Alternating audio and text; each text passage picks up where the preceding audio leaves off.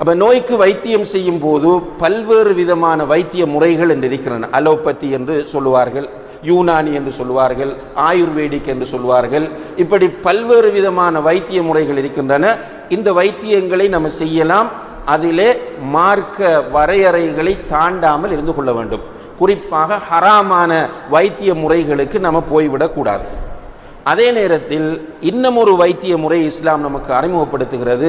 அதுதான் அர்-ருக்யா என்று சொல்லக்கூடிய வைத்திய முறையாகும். அர்-ருக்யா என்று சொன்னால் நம்முடைய ஊரில் நம்முடைய கிராமங்களில் சொல்ல ஓதி பார்க்கிற என்று சொல்லுவோம்.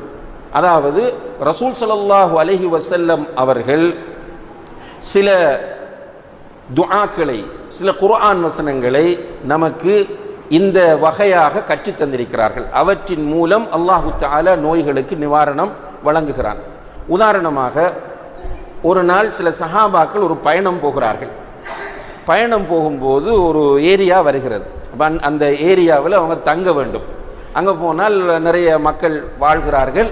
அவர்களிடம் போய் சொன்னார்கள், நாங்கள் இப்படி ஒரு பயணம் போகிறோம், இன்றைக்கு நைட்டுக்கு உங்களோட ஊரில் உங்களோட இதில் நாங்கள் தங்குறோம், எங்களை விருந்தாளிகளாக ஏற்றுக்கொள்ளுங்கள் என்று சொன்னார்கள். அப்போ அந்த ஊர் மக்கள் இவர்களை ஏற்றுக்கொள்ளவில்லை, விருந்தாளிகளாக ஏற்றுக்கொள்ளவில்லை. அப்போ இவர்கள் வெளியே வந்து அந்த ஊருக்கு பக்கத்திலே ஒரு இடத்திலே கேம்ப் அடித்து அதிலே தங்கி கொண்டிருக்கிறார்கள். அப்படி தங்கி கொண்டிருக்கும் போது திடீரென நடுநிசையிலே அந்த ஊரில் உள்ள சிலர் ஓடி வருகிறார்கள். ஓடி வந்து சொல்கிறார்கள், எங்களுடைய ஊர் தலைவருக்கு ஒரு விஷ ஜந்து தீண்டி விட்டது, நாங்கள் எங்களால் முடியுமான ட்ரீட்மெண்ட் செய்து பார்த்தோம், அவருக்கு குணம் கிடைக்கவில்லை, அவர் உயிருக்கு போராடி கொண்டிருக்கிறார், உங்களிலே அவருக்கு வைத்தியம் செய்வதற்கு யாராவது இருக்கிறார்களா என்று கேட்டபோது ஒரு நபித்தோழர் சொன்னார், நான் வைத்தியம் செய்வேன் அல்லாஹுடைய உதவியால். ஆனால் நாங்கள் எங்களை கெஸ்டாக உங்களுடைய விருந்தாளியாக ஏற்றுக்கொள்ளுங்கள் என்று சொன்னபோது நீங்கள் ஒரே அடியாக முடியாது என்று எங்களை திருப்பி விட்டீர்கள். இப்போது நாங்கள் வருவதாக இருந்தால் நீங்கள் குறிப்பிட்ட எண்ணிக்கையிலான ஆடுகளை எங்களுக்கு தர வேண்டும், அப்படி தருவதாக இருந்தால் வருவோம் என்று சொல்லுகிறார். அப்போ அவங்களுக்கு தலைவரை பாதுகாக்க வேண்டிய தேவை இருக்கிறது. எனவே அவர்கள் சொல்லுகிறார்கள், வாருங்கள், நாங்கள் நீங்கள் கேட்பதை விட அதிகமாக ஆடு தருகிறோம் என்று சொல்லி அழைத்து சென்ற போது இவர் என்ன செய்தார் தெரியுமா? நடந்தது விசஜந்து தீண்டியது. விசஜந்து தீண்டினால் நம்முடைய கற்பனை எப்படி இருக்கும்? அந்த இடத்தை வெட்டுவாங்க அல்லது அந்த இடத்தை பிளாக் பண்ணுவாங்க, இரத்த ஓட்டங்களை, இப்படித்தான் நம்ம யோசிப்போம். இவர் என்ன செய்தார் என்றால், போய் அவருக்கு பக்கத்திலே உட்கார்ந்து அல்ஹம்து சூரா இருக்கிறது, சூரத்துல் ஃபாத்திஹா, அதை ஓதி அவருக்கு துப்பினார். அவருக்கு அந்த தேள் கடித்த இடத்தில் துப்பினார், அவருக்கு குணம் கிடைத்தது. அல்லாஹ் அக்பர். அதற்கு பிறகு அவர்கள் சொன்னபடி நிறைய ஆடுகள் கொடுத்தார்கள். ஆனால் சஹாபாக்கள் சொல்லிட்டாங்க, இதை ரசூலுல்லாஹி அலைஹி வஸல்லம் அவர்களிடம் கேட்காமல் நம்ம பயன்படுத்தக்கூடாது என்று. பிறகு ரசூலுல்லாஹி அலைஹி வஸல்லம் அவர்களிடம் செய்தியை சொன்னபோது ரசூலுல்லாஹி அலைஹி வஸல்லம் அவர்கள் அவரிடம் கேட்கிறார்கள், இது இப்படி ஒரு ருக்கியா, நோயை குணப்படுத்தக்கூடிய ஒரு சூரா என்பது உனக்கு எப்படி தெரியும் என்று கேட்டுவிட்டு, எனக்கும் அந்த ஆட்டில் ஒரு பங்கை கொடுங்கள் என்று சிரித்து கொண்டு சொன்னார்கள். அப்போ சூரத்துல் ஃபாத்திஹாவை ஓதினால் பாருங்க, விசஜந்து திண்டினாலும் குணமாகும். இப்படியான சில துஆக்களை ரசூலுல்லாஹி அலைஹி வஸல்லம் அவர்கள் கற்றுத் தந்திருக்கிறார்கள். இங்க என்ன முக்கியம் என்று கேட்டால், பொதுவாகவே மருத்துவத்தில் சொல்லப்படக்கூடிய ஒரு அடிப்படை என்னவென்றால், ஒரு நோயாளிக்கு மருந்து 30-35% தாக்கம் செலுத்தும், 65-70% நோயாளியுடைய நம்பிக்கை தான் பாதிப்பை ஏற்படுத்தும். இது மருத்துவத்தில் ஏற்றுக்கொண்ட ஒரு விஷயமாகும். மருந்தினுடைய எஃபெக்ட் 30-35% தான், மற்றதெல்லாம் நோயாளியுடைய நம்பிக்கை. அதனால தான் நீங்கள் பார்க்கலாம், நம்முடைய வீட்டில் நமக்கும் கூட அப்படி ஏற்படலாம். பெண்கள் என்ன செய்வாங்கண்டா, காய்ச்சல் வரும், அந்த டாக்டர்கிட்ட போனால் தான் சோமன்னு சொல்லுவாங்க. ஆனால் எல்லார்கிட்ட காய்ச்சலுக்கு போனால் என்ன கொடுப்பாங்க? பேராசிட்டமால் தான் எல்லாரும் கொடுக்க போகிறாங்க. அது முழு டாக்டர்ஸும் வித்தியாசமான குளிச்சு எதுவுமே கொடுக்க முடியாது. சும்மா நார்மலாக 3 நாளைக்கு சாதாரணமாக காய்ச்சலுக்கு அவர்கள் அதைத்தான் கொடுப்பார்கள். எல்லா டாக்டர்ஸும் ஒரே விதமான மருந்தை தான் கொடுப்பார்கள். ஆனால் இந்த நோயாளியுடைய நம்பிக்கை என்னவென்றால், நான் இந்த டாக்டரிடம் போனால்தான் எனக்கு சுகம் கிடைக்கும் என்பது. அப்போ நோயாளியுடைய நம்பிக்கை. அதே நேரத்தில் பாருங்க, இந்த தாயத்து கட்டுறவங்க, அதே போல இந்த தர்காக்களுக்கு போறவங்க, சூனியக்காரர்களிடம் போறவங்க நம்புறாங்க என்னன்னா அங்கே போனால் சுகம் கிடைக்கும். அதே நேரத்தில் சூரத்துல் ஃபாத்திஹாவை ஓதினால் சுகம் கிடைக்கும் என்று நம்ம நம்பல. இதுதான் பிரச்சனை. அல்லாஹ்வுடைய உதவியால் நீங்க பிராக்டிஸ் பண்ணி பாருங்க, சுகம் கிடைக்கும். இமாம் இப்னுல் கையிம் அல் ஜௌசியா ரஹிமஹுல்லா என்கிற ஒரு அறிஞர், இமாம் இப்னு தைமியாவுடைய மாணவர், அவர் ஒரு அற்புதமான புத்தகம் எழுதியிருக்கிறார், அத்திப்புன் நபவி என்று. அது இங்கிலீஷில் ப்ரொஃபெட்டிக் மெடிசின் என்று மொழிபெயர்க்கப்பட்டிருக்கிறது. நபி ஸல்லல்லாஹு அலைஹி வஸல்லம் அவர்கள் கற்றுத்தந்த மருத்துவம் என்று சொல்லி அந்த புத்தகத்திலே அவர் குறிப்பிடுகிறார் என்ன என்றால், நான் மக்காவில் பல வருடங்கள் இருந்தேன். அங்கு இருக்கும்போது எனக்கு நோய் வந்த சந்தர்ப்பங்களில் எல்லாம் நான் 2 ட்ரீட்மெண்ட் தான் செய்தேன். ஒன்று ஜம்சம் நீர் அருந்தினேன், மற்றது சூரத்துல் ஃபாத்திஹாவை ஓதி ருக்கியா செய்தேன். எனக்கு நோய் எல்லாம் குணமடைந்தது என்று சொல்கிறார். அப்ப இவ்வாறான ருக்கியா ஷரஇய்யா என்று சொல்லக்கூடிய மார்க்கம் அனுமதித்த சூறாக்களை ஓதுவது, ஆயத்துகளை ஓதுவது, துஆக்களை ஓதுவது, திக்ருகளை ஓதுவது, இவ்வாறு நாம் நமக்கும் ஓதிக்கொள்ளலாம். நம்ம பிள்ளைகளுக்கு ஓதலாம், மனைவிக்கு ஓதலாம், மனைவி கணவனுக்கு ஓதலாம், நண்பர்களுக்கு ஓதலாம், ஹாஸ்பிட்டலில் ஒரு நோயாளியை பார்க்க போறோம் என்றால் அவருக்கு ஓதலாம். இதிலே ஒரு ஹதீஸ் வருகிறது, 70,000 பேர் கேள்வி கணக்கில்லாமல் சொர்க்கம் செல்வார்கள். அவர்களில் பண்புகளில் ஒன்று, அடுத்தவர்களிடம் போய் ஓதி ஊதுங்கள் என்று அவர்கள் கேட்க மாட்டார்கள், எனக்கு ருக்கியா செய்யுங்கள் என்று கேட்க மாட்டார்கள் என்று ஒரு ஹதீஸ் வருகிறது. இதை வைத்து சிலர் நினைக்கிறாங்க ருக்கியா செய்யறது டோட்டலி ஹராம் என்று. அப்படி இல்லை. அது அவருடைய ஈமானுடைய தவக்குலுடைய உச்சகட்டத்தை காட்டுவதற்காக அல்லாஹ்வுடைய தூதர் சொன்னது கேட்காமல் இருப்பது. கேட்காமல் இருந்தால் 70,000 பேருக்குள்ள போகலாம், மற்ற பண்புகளும் நம்மிடம் இருந்தால். ஆனால் ஒருவரிடம் போய் எனக்கு ஓதி ஊதுங்கள் என்று கேட்பது தடையா என்றால் தடை கிடையாது. ஆனால் கேட்காமலே ஓதுவது நபி ஸல்லல்லாஹு அலைஹி வஸல்லம் அவர்களுடைய வழிமுறையில் உள்ளது. இப்போ நம்ம சொன்ன அந்த ஹதீஸ் இருக்கிறது, சூரத்துல் ஃபாத்திஹா ஹதீஸ், அது என்ன சொல்லுது? அவங்க வந்து கேட்டாங்க, இவங்க ஓதி ஊதினாங்க. அப்ப கேட்டால் ஓதி ஊதலாம், கேட்கலாம். அப்ப கேட்காமல நம்ம ஓதி ஊதலாம்.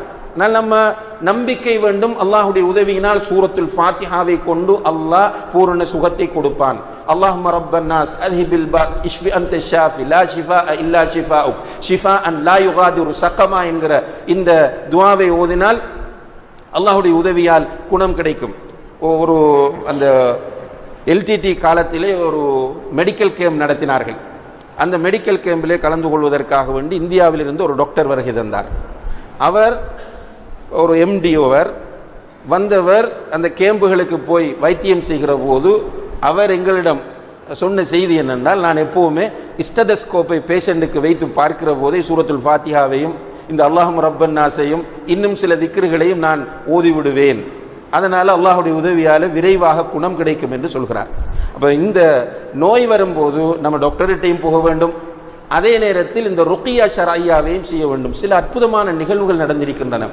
கேன்சர் நோயாளிகள், டாக்டர்மாய் கைவிட்ட நோயாளிகள் அல்லாஹ்வுடைய உதவியால் இந்த ருக்கியாவின் மூலம் குணமடைந்திருக்கிறார்கள். 6 மாதத்தினால் மௌத்தாகுவார்கள் என்று சொன்னவர்கள் 15-20 வருடங்கள் இருந்துவிட்டு மௌத்தாயிருக்கிறார்கள். இங்கே நான் மீண்டும் சொல்வது என்னவென்றால், இந்த பிளசிபோ என்று சொல்லக்கூடிய நோயாளியுடைய நம்பிக்கை இருக்க வேண்டும். இங்கே ஒரு தாயத்து ஒன்றுமில்லை, தாயத்தை நீங்க அவுட்டு பாருங்க, அச்சிரகம் என்று நம்ம சொல்லக்கூடிய இந்த தாயத்தை அவுட்டு பாருங்க, ஒன்றுமே கிடையாது. சில நேரங்களில் ஏதாவது இலக்கங்கள் எழுதியிருப்பார்கள், 310, 786, 515, இப்படி சதுர குறியீடுகள் அல்லது பொட்டிகளை போட்டு அதுக்குள்ள எழுதி அதை சுற்றி மெழுகு சீலையால சுற்றி அதை நமக்கு நூல்ல கட்டி தருவார்கள். அதுதான் அச்சிரகம், அதுக்குள்ள ஒன்றும் இல்லை.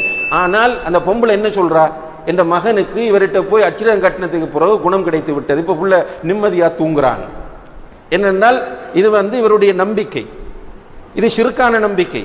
நம்ம டாக்டரில் நம்பிக்கை வைக்க முடியாது, மருந்தில் நம்பிக்கை வைக்க முடியாது. நமக்கு நம்பிக்கை என்னவென்றால், இப்ராஹிம் அலைஹிஸ்ஸலாம் அவர்கள் சொன்னது போன்று, வ இதா மரித்து ஃபஹுவ யஷ்ஃபீன், நான் நோய்வாய்ப்பட்டால் அவன்தான் எனக்கு குணத்தை தருவான். அல்லாஹு ஹுவ ஷாஃபி, அல்லாஹ் தான் நோயை குணப்படுத்துவன். இஷ்ஃபி அன்த ஷாஃபி லா ஷிஃபா இல்லா ஷிஃபாஉக், யா அல்லாஹ் நோயை குணப்படுத்து, நோயை குணப்படுத்து, உன்னை தவிர இந்த உலகத்தில் யாருமே கிடையாது.